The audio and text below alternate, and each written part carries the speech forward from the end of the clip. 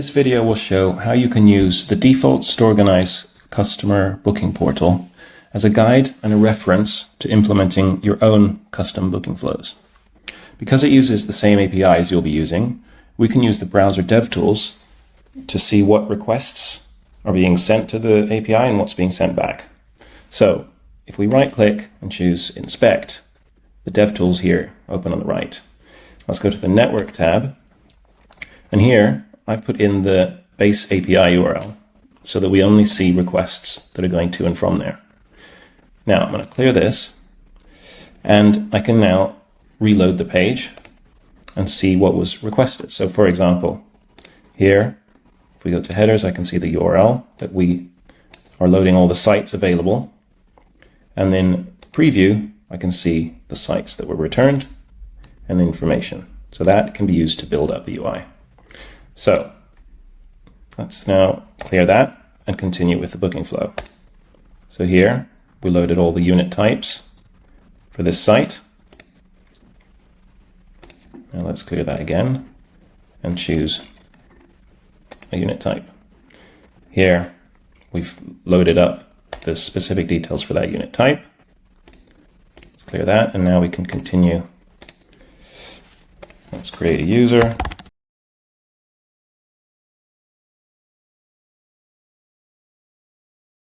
Okay, now let's clear this.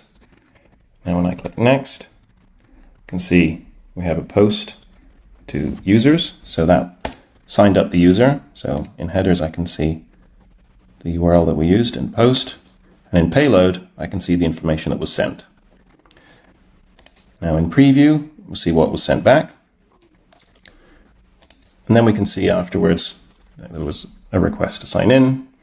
And here we also created the initial order. So payload here, we selected the start date, the site, the unit type, and submit later true because we're building up the order over time.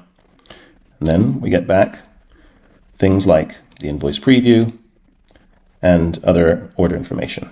So if we clear that now, clear that, we can test adding a product. Click next. We can see how now we updated we got the existing order here. We updated it by passing in the product that was selected. And then we get back the order as it builds up over time. And then here we can see how we loaded payment details and so on. Then we can go through the rest of the order and see it appear in the admin app here. So if I reload, I can see the order is pending.